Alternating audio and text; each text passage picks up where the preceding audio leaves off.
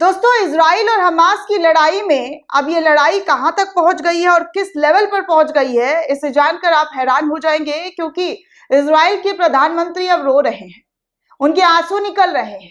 वो फूट फूट कर आधी रात को बैठकर रोते हुए दिखाई दे रहे हैं। किस तरीके से खबरें निकलकर सामने आ रही है, वो तमाम तस्वीरें आपको दिखाऊंगी कि इजराइल जो है इस वक्त किस हालत में है और किस स्थिति में है।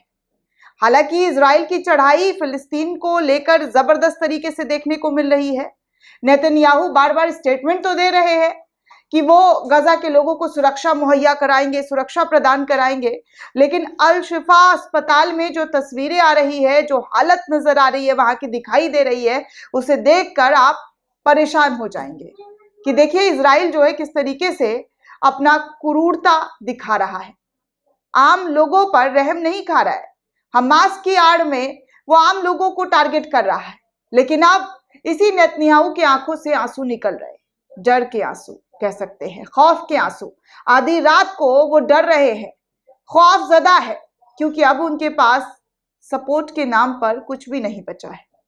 अब उनको चेतावनी जो खाड़ी देशों की तरफ से दे दी गई है, उसके बाद से ही उनकी बेचैनी, उनकी घबराहट जो है वो साफ तौर पर देखने को मिल रही है। 57 इस्लामिक देश जो लगातार मीटिंग्स पर मीटिंग्स कर रहे हैं, बैठक पर बैठक कर रहे हैं, उनकी मीटिंग्स का नतीजा ये रहा कि अब नेतन्याहू रोते हुए नजर आ रहे हैं, आंसू छूट रहे हैं। चलिए, सबसे पहले तो मैं आपको गोदी मीडिया के हवाले की ही खबर दिखा दूं दोस्तों कि गोदी मीडिया क्या चला रहा है और किस तरीके की तस्वीरें जो है वो इजराइल फिलिस्तीन की खबरों को लेकर चला रहा है। तो सबसे पहले मैं आपको दिखाना चाहूंगी नेटवर्क 18 के हवाले से क्या खबर चलाई जा रही है। नेटवर्क 18 लिखता है कि इजराइल हमास युद्ध में नया मोड़, आधी रात को नेतन्याहू के आंसू निकल रहे हैं।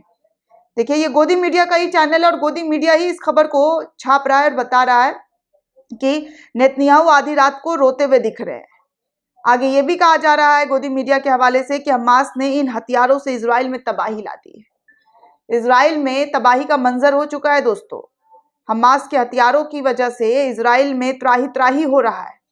आगे हिजबुल्ला ने भी हमलों से बचने के लिए आईडीएफ की खतरनाक सुरंग जो है वो देख ली है।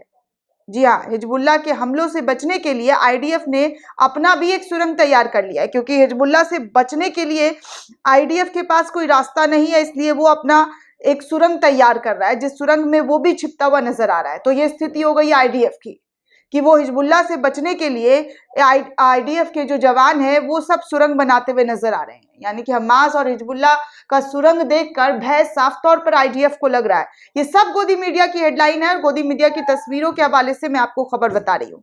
आगे ये भी बताया जा रहा है कि इजराइल हमास युद्ध में नया मोड़ आ चुका है और किस तरीके से इस मोड़ को देखते हुए, इस युद्ध, इस जंग को देखते हुए नेतन्याहू रोते हुए नजर आ रहे हैं, पसीना पसीना हो चुके हैं। आगे आपको ये भी बता दूं दोस्तों कि गोदी मीडिया ने क्या चलाया है। गोदी मीडिया लिखता है कि खाड़ी में शुरू हुआ नया युद्ध, 10 मिनट में 200 ड्रोन से हमला।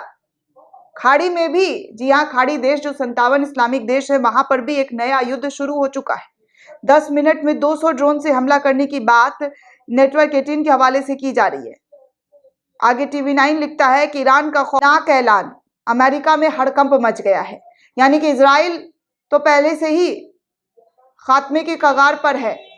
इजराइल पर चौतरफा हमला हो रहा है।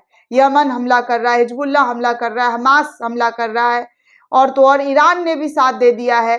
तो इस तरीके से चारों मोर्चे पर इजराइल घिरा हुआ है। लेकिन ईरान ने फिर से एक और ऐलान कर दिया है, जिस वजह से अमेरिका में जो बाइडेन सरकार जो है वो हड़कंप में आ गई है।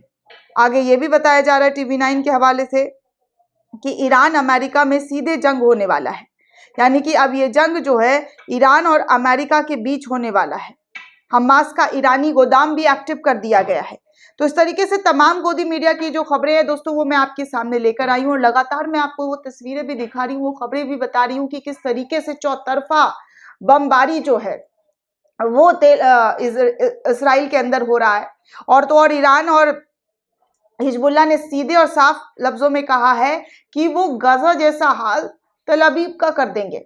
यानी कि ईरान का जो शहर, माफ कीजिएगा दोस्तों, इजराइल का जो शहर है तल अवीव, उसको वो खात्मे का ऐलान कर चुके हैं कि सेम वैसा ही हमला तल अवीव के अंदर होने वाला है। तो इस स्थिति में ये जंग पहुंच चुकी है। हालांकि गजा के अंदर लगातार हमले हो रहे हैं, लगातार अटैक्स हो रहे हैं, जिस अटैक्स को देखकर दुनिया भर में, दोस्तों आपको बता दें कि स्पेन के अंदर करीब लाखों लाख लोग सड़कों पर उतर आए हैं। तो ये तस्वीर है। हालांकि दोस्तों बता दें कि बाइडेन सरकार की खुद की मंत्री वो एक ऐसा बिल लेकर आ रही है जो कि अमेरिका जो हथियार देने की कोशिश इजराइल को कर रहा है, लगातार हथियार पहुंचाने की कोशिश कर रहा है, उस कोशिशों को नाकाम कर देंगी। जी हाँ, इल्हान उमर इजराइल को ब्रिटेन के द्वारा 320 मिलियन हथियार पैकेज को कैंसिल करने वाला बिल पेश करने का ऐलान कर दिया है।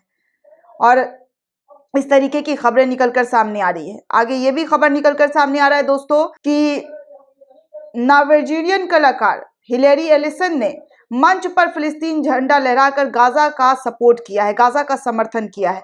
तो दुनिया भर के तमाम मुल्कों से आवाज निकल कर आ रही है कि गजा पर जो हमले हो रहे हैं उसे रोक देना चाहिए।